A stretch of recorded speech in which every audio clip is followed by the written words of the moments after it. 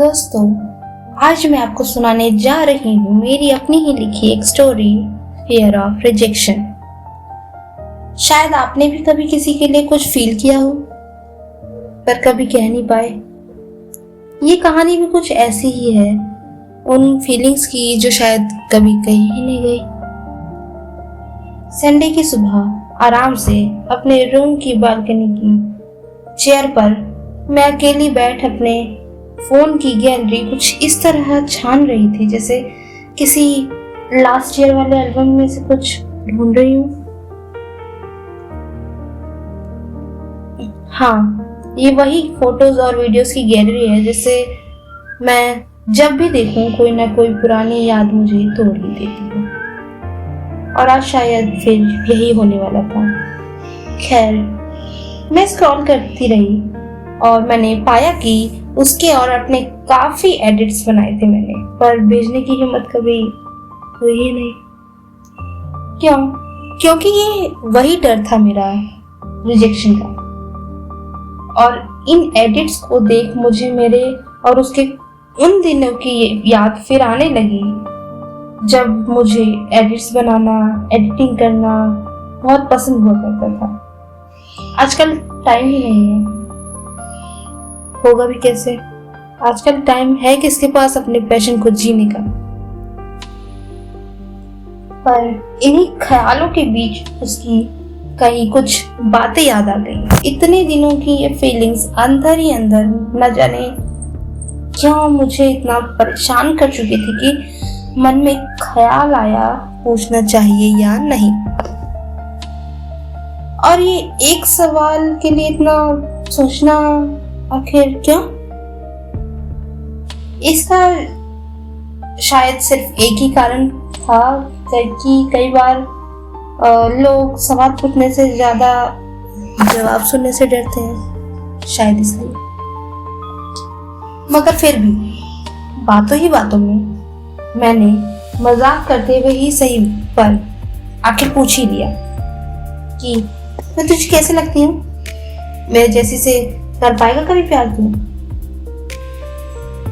और उसने बड़ी ही बेफिक्री से अपने ही अंदाज में जो कहा वही वो जवाब था जिसे सुनने से मैं इतना डर रही थी। उसने कहा, प्यार और तुझसे नेवर।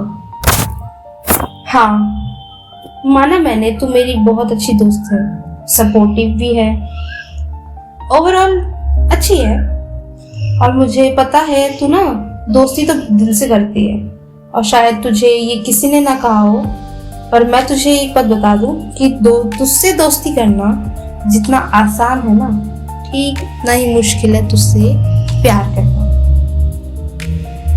ये कहकर वो ऐसे हंसा जैसे मजाक हो, पर शायद मेरे लिए नहीं। और मैं निशब्द अपने चेहरे पर एक हल्की सी स्माइल के साथ उसे कहने लगी, शायद तू सही कह रहा है। चल, मैं मिलती हूँ फिर कल, ठीक है? और ऐसा कह मैं वहां से चल पड़ी। और उस पूरा दिन मेरे दिमाग में सिर्फ वो और उसके वो कुछ शब्द, तू मेरी बहुत अच्छी दोस्त है। I mean, सच में सिर्फ दोस्त है। शायद वो मैं ही थी जो इस दोस्ती से ज्यादा कुछ चाहने की उम्मीद लिए थी। और यही वो डर था या शायद दर्द था जिसकी वजह से मैं उसे बता ही नहीं पाई कि मेरे दिल में उसके लिए क्या है।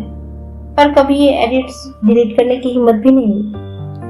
मैं अपने ही ख्यालों में कुछ इस तरह घूम ही रही थी कि अचानक मेरे फोन की रिंग हुई। और मैं लगभग जिन ख्यालों में पिछले आधे घंटे से थी और इतना वक्त कैसे हो गया पता ही नहीं चला। उनसे सिर्फ एक सेकंड में इस अननोन नंबर की रिंग ने मुझे बाहर निकाल लिया।